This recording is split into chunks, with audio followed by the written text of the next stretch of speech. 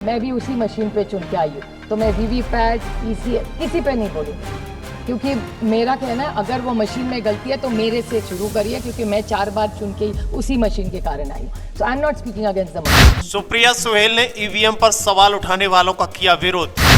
विधायक उत्तम राव जानकर ने भी ईवीएम के खिलाफ खोला था मोर्चा।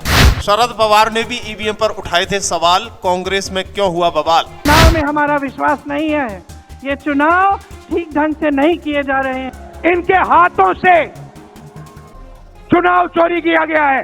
दरअसल सुप्रिया सुहेल ने कांग्रेस को बेनकाब कर दिया है। राहुल गांधी के वोट चोरी दावे से दूरी बना ली है। जिस मिशन से जीते हैं उसी से सवाल खड़े हो रहे हैं। सुप्रिया का सीधा सवाल है कि जिस मिशन से जीते हैं उसी पर सवाल क्यों है। दरअसल हम आपको बता दें कि लोकसभा में चुनाव सुधारों पर चर्चा के दौरान ईवीएम को लेकर विपक्ष की कथित एकजुटता उस वक्त टूटती नजर आई जब एनसीपी शरद पवार की सांसद सुप्रिया सुहेल ने ईवीएम पर वीवीपीएटी पर सवाल उठाने से साफ इनकार कर दिया। उनका ये बयान सीधे सीधे कांग्रेस की उस लाइन के खिलाफ हो गया जिसमें ईवीएम में गड़बड़ी और वोट चोरी के आरोप लगातार लगाए जा रहे हैं। एक दिन इन्हें इस देश को जवाब देना पड़ेगा कि किस तरह से इन्होंने हमारे वोटों का अधिकार हमसे छीनने की कोशिश की, किस तरह से इन्होंने साजिश रची। हर मोर्चे पर ये सरकार विफल है। दरअसल सुप्रिया सुहेल ने सदन में कहा कि मैं 4 बार इसी मशीन से चुनकर आई हूं, इसलिए मैं ईवीएम पर वीवीपीएटी पर सवाल नहीं उठाऊंगी।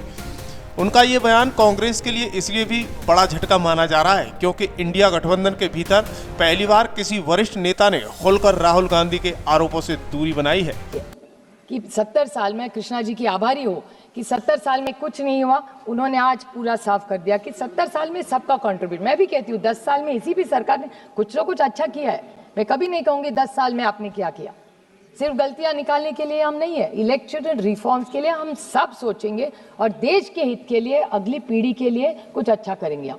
इसी के लिए तो यहाँ चुन के आते हैं, एक दूसरे के लिए सिर्फ टिप्पणी करने के लिए नहीं आते हम यहाँ, ये क्रिटिसिज्म के लिए नहीं आते। लेकिन अगर पारदर्शिता से जो भी इलेक्शन कमीशन हो वो फेयर हो, जस्ट है, इतनी हमारी मांग है। सर हम पे भी बहुत सारे आरोप होते हैं कि हम परिवारवाद, मैं तो हूँ परिवारवाद और मुझे अभिमान है कि मैं परिवारवाद हूँ। जिस माँ बाप ने मुझे पैदा किया उसके लिए मैं तो बहुत भाग्यवान समझती हूँ खुद को, और मुझे कुछ गलत नहीं लगता क्योंकि लोगों से चुन के आते हैं हम कॉपी करके पास नहीं। 4 बार लोकसभा में बहुत सारे हम परिवारवाद यहाँ है, लेकिन उससे भी ज्यादा परिवार अभी उस साइड है। मैं उसके लिए नहीं बोलने वाली, मुझे डर किस बात का। दरअसल कांग्रेस नेता राहुल गांधी लगातार ये आरोप लगाते चले आ रहे हैं कि बीजेपी ने ईवीएम हैक कर चुनाव जीते हैं। राहुल गांधी का दावा है कि वोट चोरी हुई है, बीजेपी ने ईवीएम के जरिए चुनाव जीता है। लेकिन सुप्रिया सुले का बयान ये साफ करता है कि विपक्ष के भीतर ही इस आरोप को लेकर सहमति नहीं है। हाथों से चुनाव चोरी किया गया है, तो डुप्लीकेट वोटर हैं। मैंने प्रेस कॉन्फ्रेंस किया और ये जो 3 शख्स हैं, ज्ञानेश कुमार, सुखबीर सिंह सांधू, विवेक जोशी, इन्होंने कोई जवाब नहीं दिया।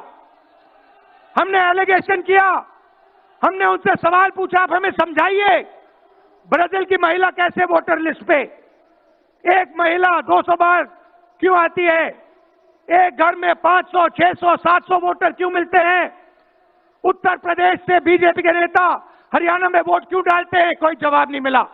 दिलचस्प बात यह है कि जिस पार्टी की सांसद आज ईवीएम के समर्थन में खड़ी दिख रही हैं, उसी पार्टी के विधायक उत्तम राव जानकर ने महाराष्ट्र विधानसभा चुनाव के बाद ईवीएम के खिलाफ मोर्चा खोल दिया था।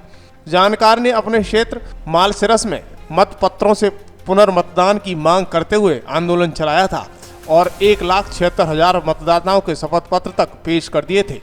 इतना ही नहीं, इस आंदोलन को उस समय शरद पवार का भी समर्थन मिला था। मार्कटवादी गांव पहुंचकर शरद पवार ने कहा था कि ईवीएम के मतदान के परिणाम अप्रत्याशित होते हैं, इस प्रक्रिया में बदलाव की आवश्यकता है। यानी एक और पार्टी नेतृत्व ईवीएम पर सवाल उठा रहा है तो दूसरी ओर आज सुप्रिया सुहेल उसी लाइन में पूरी तरह अलग खड़ी दिख रही है। दरअसल ईवीएम मुद्दे पर कांग्रेस से दूरी बनाने वालों में सिर्फ सुप्रिया सुहेल ही नहीं है। नेशनल कॉन्फ्रेंस नेता उमर अब्दुल्ला भी पहले ही कह चुके हैं कि वोट चोरी कांग्रेस का एजेंडा है, इंडिया अलायंस का नहीं है। यह बयान साफ संकेत देता है कि कांग्रेस का ईवीएम नैरेटिव गठबंधन के भीतर साझा नहीं है। महाराष्ट्र में कांग्रेस की सहयोगी शिवसेना ईवीएम पर सवाल उठाती रही है। उद्धव ठाकरे और आदित्य ठाकरे राहुल गांधी के सुर में सुर मिलाते नजर आए हैं, लेकिन सुप्रिया सुले ने नए रुख से राज्य की राजनीति में सहयोगी दलों की मुश्किलें बढ़ा दी हैं। दूसरी तरफ केंद्रीय गृह मंत्री अमित शाह ने राहुल गांधी पर निशाना साधते हुए कहा था कि ईवीएम की शुरुआत पूर्व प्रधानमंत्री राजीव गांधी ने की थी। उन्हें याद दिलाया था कि ईवीएम के जरिए हुए पहले चुनाव में कांग्रेस को ही जीत मिली थी।